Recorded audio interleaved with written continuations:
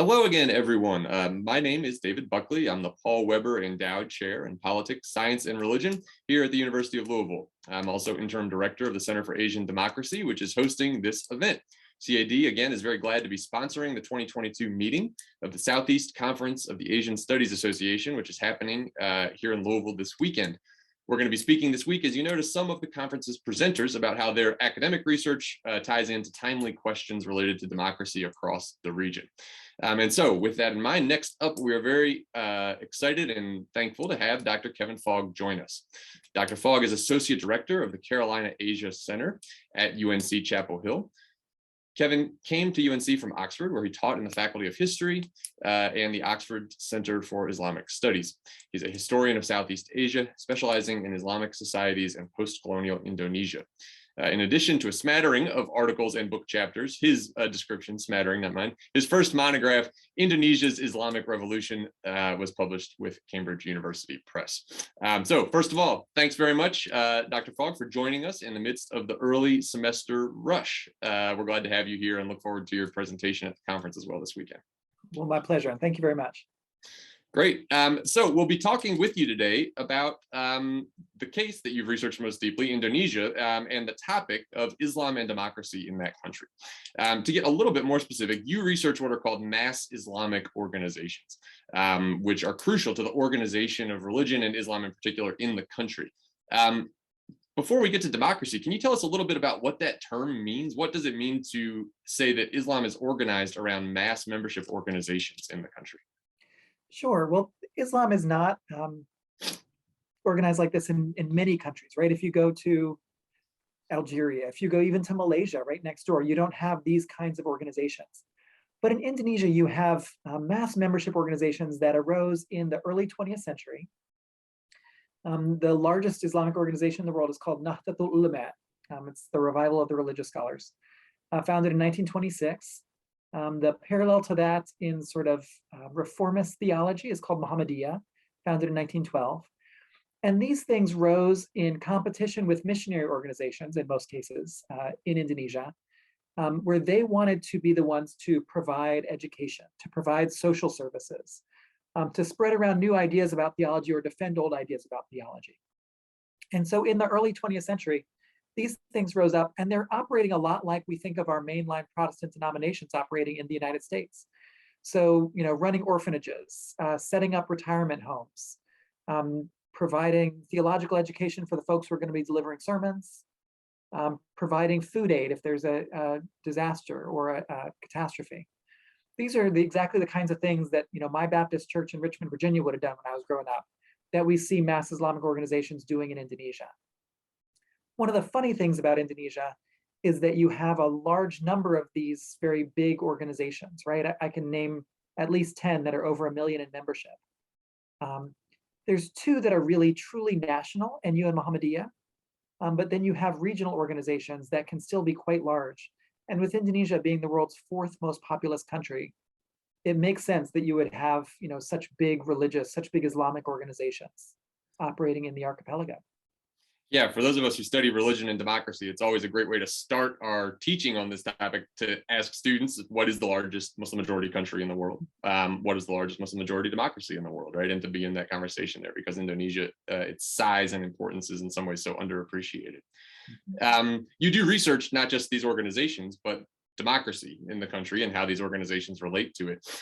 Overall, how would you characterize that relationship between these mass Islamic organizations and the nature of democratic institutions, the practice of democracy in the country? The mass Islamic organizations have played different roles throughout their history. In the colonial period, they were big advocates for independence, which one can take also as democratization, right? Under the Dutch colonial power, of course, Indonesians didn't have the right to determine their own future. Coming into independence in the 40s and 50s, these mass Islamic organizations turned into the base of support, sort of the foundation for most of the Islamic parties. And even as Islamic parties were a bit on the outs in the late 1950s and into the 1960s, they had this strong social basis. So they were able to form a true democratic opposition in Indonesia in its early experiments in democratization. There's been a lot of scholarship also that after Indonesia went into dictatorship from the 1960s until the late 1990s, that the mass Islamic organizations were the sort of civil society voice pushing for democratization, right? They were the place where you could express ideas that were not welcome for the regime, but did have, strong support and were protected in a way. In the United States, we might think about African-American churches as fulfilling that role, right? Where they were a religious space, but a space where political ideas were circulating. And you could get leaders out of those religious environments who could push for the widening of democracy. In Indonesia, one of those leaders, the former head of NU, became the first elected president, the first person chosen as president after democratization in 1999. His name was Abdurrahman Wahid. We call him Gus Dur. Gus is because he's the son of a famous cleric, and then Dur from the Abdurrahman. But Gus Dur was a tremendous religious leader. He was popular across the country because of the work he had done in a mass Islamic organization.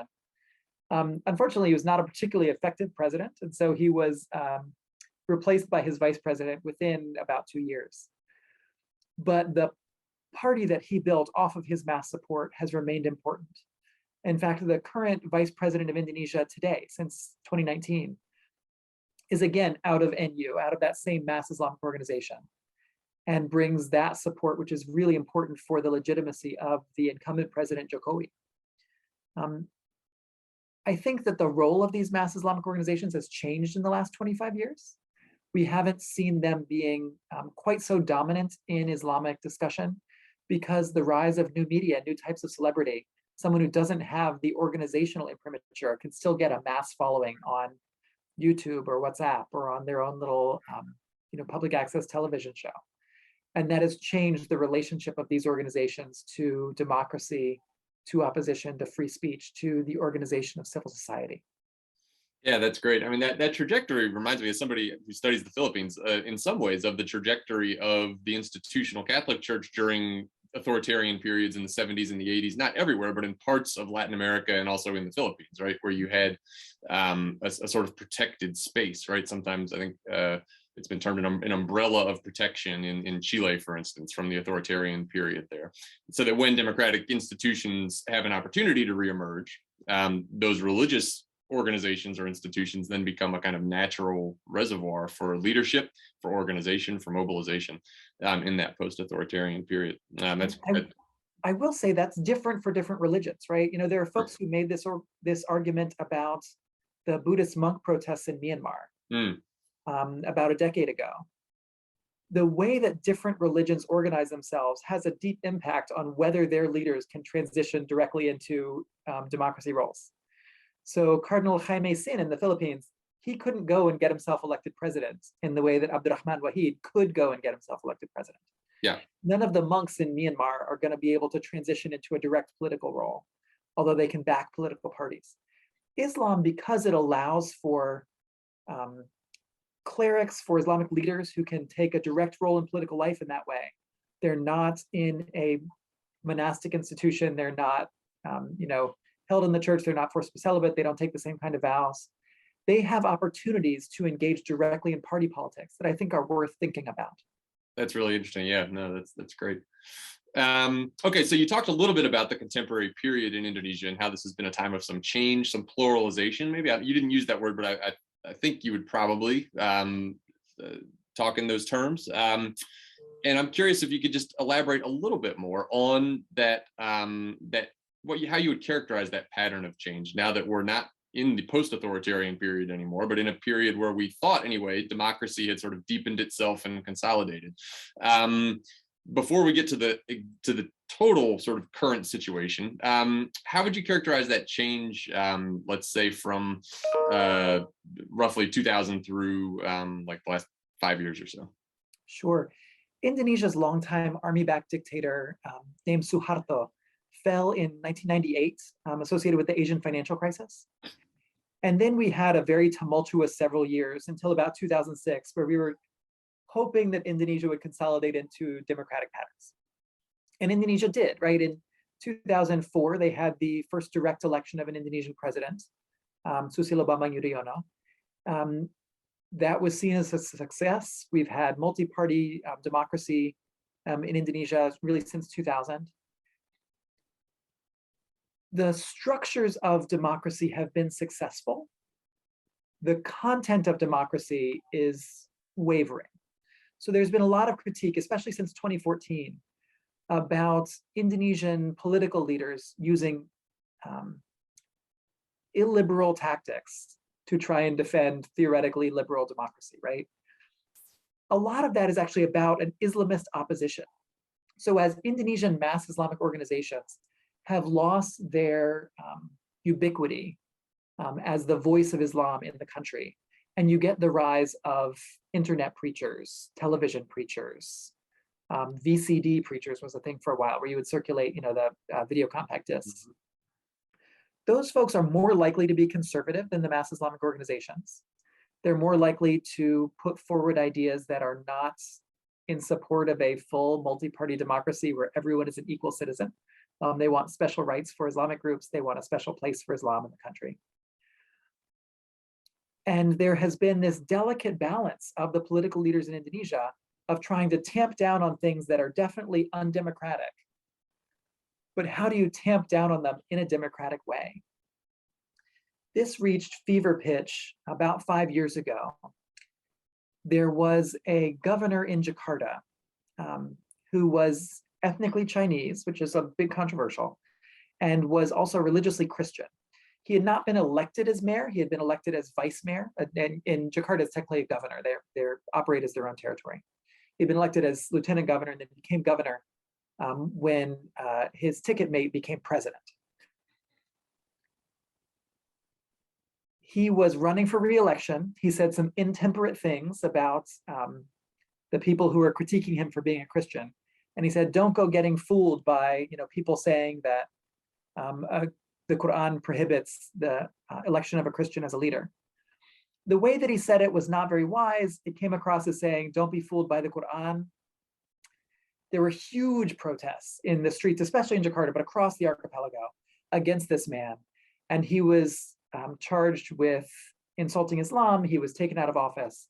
And that was maybe the peak moment for the Islamic leaders outside of the mass Islamic organizations to exercise their political muscles. The response from Jokowi, who has since been re-elected as president, has been notably illiberal. He's tried to wrap himself in the mantle of the traditional, the classic mass Islamic organizations that were founded a century ago, and that's why he chose as his vice president for this second term a leader from those organizations. But he has out and out banned the Hizb ut-Tahrir organization that calls for an international caliphate, a single unitary government for all Muslims around the world. He has correctly, I think, charged the main Islamic leader of the protests against the sometime governor of Jakarta with violations in the criminal code. That looked mighty political, even though I think there was a prosecution based in law. And so there's been a lot of weeping and gnashing of teeth about, is Indonesia still a robust democracy in the last 5 or 10 years? And what role is Islam playing in Indonesia's democracy in the last 5 or 10 years? I think we'll have to see how that plays out in the upcoming elections, which will be 2024. And maybe we can wrap up with this, sort of looking forward then, as an expert on this recent history of Islam and democracy in the country. What will you have your eyes on? What are the sort of decision points or inflection points, recognizing, of course, that this is sometimes unpredictable, running into that next general election campaign? Yeah, very hard to know. We've got one candidate in Indonesia who was the son-in-law of the former longtime army-backed dictator, who is broadly acclaimed both inside and outside of the country as having very little commitment to democracy. His name is Prabowo. He's run for president in the last 3 election cycles. We anticipate he'll probably run in the next one. There's a lot of question about if he runs, would he win? If he runs, would he be supported by the Islamic groups? Many Islamic groups have supported him merely because he was the leading opposition to the current president, and they saw the current president as not being sufficiently Islamic. Prabowo, this opposition candidate, is not Islamic himself. There were a number of trending hashtags about where is he doing his Friday prayers, because no one's ever seen him at Friday prayers. So I'd be very interested to see what his relationship is with Islamic groups, both the longstanding mass Islamic organizations and the newfangled internet, more conservative preachers. That's going to be a key indicator for what role Islam plays in Indonesia's political scene going forward, and whether Islam is continuing to support democratic values there. Excellent. Well, that's just a great overview of sort of where we've been in a case that in many ways has been an optimistic story of the relationship between democracy, religion, and development in recent decades, but also, like a lot of the world, has serious questions being asked right now about the stability of democratic institutions and the potential for democratic backsliding. So thanks so much, Kevin, for taking the time to be with us. And we look forward to hearing from you more on the scholarly side of things at the conference this weekend. It'll be great to come out and see y'all in Louisville. Thanks so much. All righty. Thanks.